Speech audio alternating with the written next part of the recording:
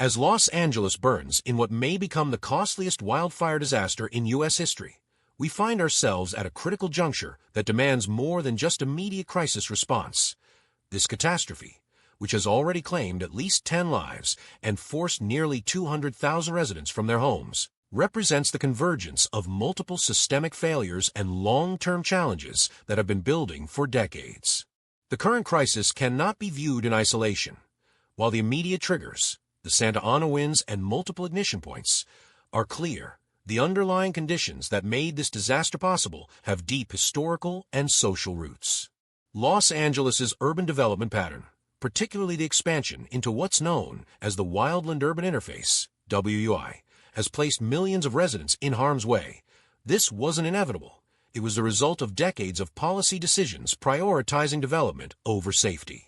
The city's growth into fire-prone hillsides and canyons, combined with strict building restrictions in safer, flatter areas, has created a powder keg waiting for a spark. Climate change has dramatically amplified these risks. The extended drought conditions and increasingly erratic weather patterns have created unprecedented fire conditions. What we're witnessing isn't just bad luck. It's the predictable outcome of ignoring climate scientists' warnings for decades.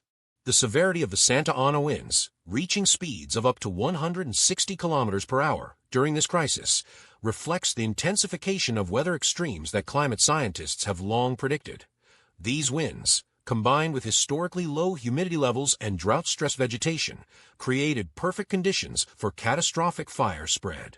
Decades of underinvestment in critical infrastructure have left Los Angeles vulnerable. The recent budget cuts to the fire department, including the $17.6 million reduction and the transfer of equipment to Ukraine, exemplify a broader pattern of prioritizing short-term savings over long-term safety. The aging power grid and water infrastructure have further complicated firefighting efforts, with some areas experiencing water pressure issues during critical moments. At the heart of this crisis lies a complex interplay between natural forces and human decisions. The Santa Ana winds, a natural phenomenon, have been exacerbated by climate change, while human factors, from alleged arson in the Kenneth Fire to infrastructure failures, have provided the ignition points. The central conflict here isn't just between fire and civilization. It's between short-term economic interests and long-term community safety. The decision by insurance companies to withdraw from high-risk areas, while financially logical from their perspective, has left many residents vulnerable and unable to rebuild. This insurance crisis, with potential losses estimated at $10 billion from the current fires alone, highlights the unsustainability of current development patterns in fire-prone areas. The response to the fires has been complicated by political considerations at every level. Mayor Bass's absence during the crucial early hours and Governor Newsom's disputed management of water resources reflect the challenges of balancing multiple constituencies and competing priorities. The criticism from various stakeholders, including former President Trump and Hollywood celebrities, has added another layer of complexity to the crisis response. The fires have laid bare Los Angeles' social inequalities. While media attention has focused on celebrity homes in Pacific Palisades, including the losses suffered by Leonardo DiCaprio, Paris Hilton, and other high-profile residents, the most vulnerable populations have faced the greatest challenges in evacuation and recovery. The harrowing evacuation of nursing home residents in Pasadena exemplifies the particular challenges faced by elderly and disabled populations. The need for emergency workers to clear abandoned vehicles from evacuation routes highlights the transportation challenges faced by lower-income residents. These incidents reveal the inadequacy of current emergency planning for vulnerable populations. The displacement of 180,000 residents isn't just a statistic.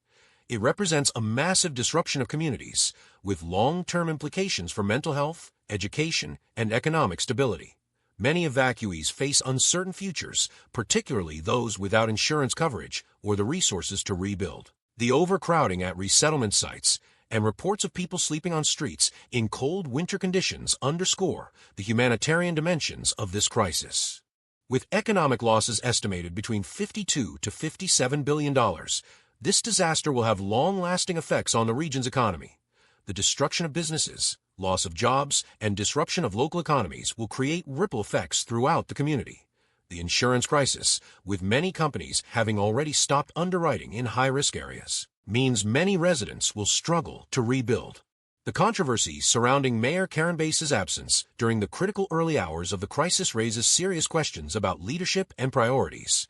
Her decision to attend the Ghanaian president's inauguration, despite receiving strong wind warnings, exemplifies a disconnect between leadership decisions and public safety needs. The budget cuts to emergency services, including the $17.6 million reduction to the fire department and the transfer of equipment to Ukraine, represent significant institutional failures in disaster preparedness. These decisions, made in the context of broader budget constraints, have had direct consequences for the city's ability to respond to this crisis. Southern California Edison's potential role in sparking some of the blazes must be thoroughly investigated. The history of utility companies' involvement in California wildfires points to a broader issue of infrastructure maintenance and corporate responsibility. The investigation into whether their equipment sparked some of the blazes adds another layer to questions of accountability.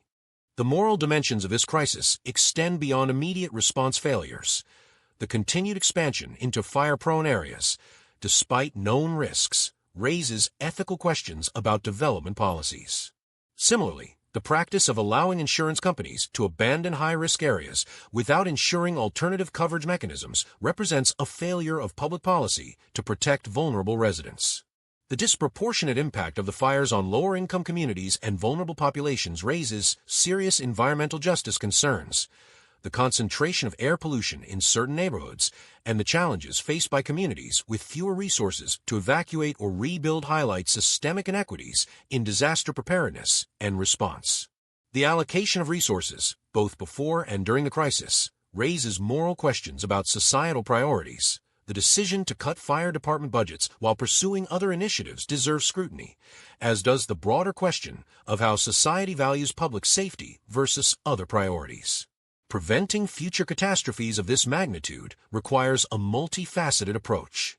In the immediate term, 0 to 2 years, we need enhanced early warning systems with improved communication protocols, upgraded evacuation plans with special attention to vulnerable populations, increased funding for emergency services and equipment, stricter enforcement of brush clearance requirements, and implementation of comprehensive fire-resistant building standards.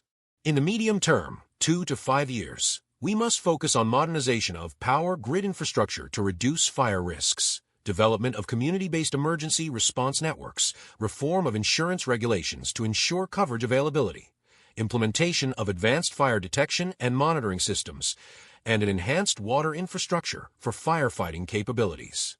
And in the long term, 5+ years, we need a fundamental rethinking of urban development patterns, serious climate action at local and regional levels, creation of robust public insurance mechanisms, development of fire-resistant urban planning strategies, and an investment in research and technology for fire prevention and control.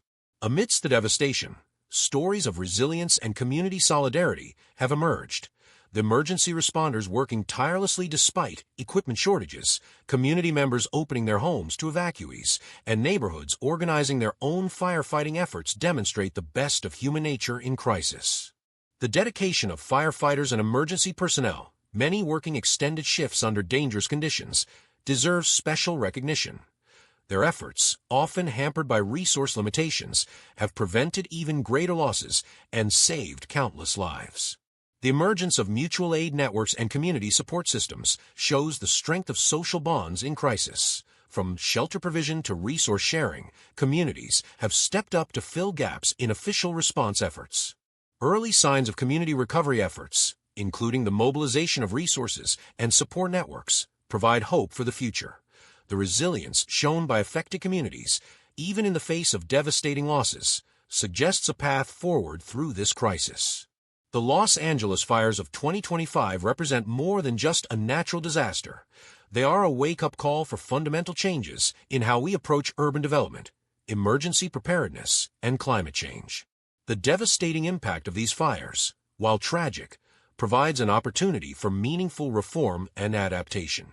To prevent future catastrophes of this magnitude, we must acknowledge the role of climate change and take decisive action, reform urban development patterns and building practices, invest adequately in emergency services and infrastructure, address systemic inequities in disaster preparedness and response, develop more robust insurance and recovery mechanisms, foster community resilience and mutual aid networks, and hold leadership accountable for preparation and response.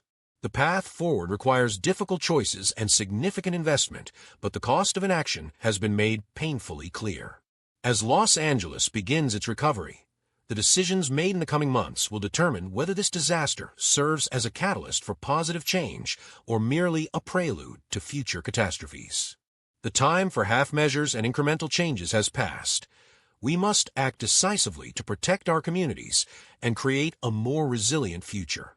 The stories of loss and resilience emerging from these fires remind us of what's at stake and what we stand to lose if we fail to learn from this tragedy.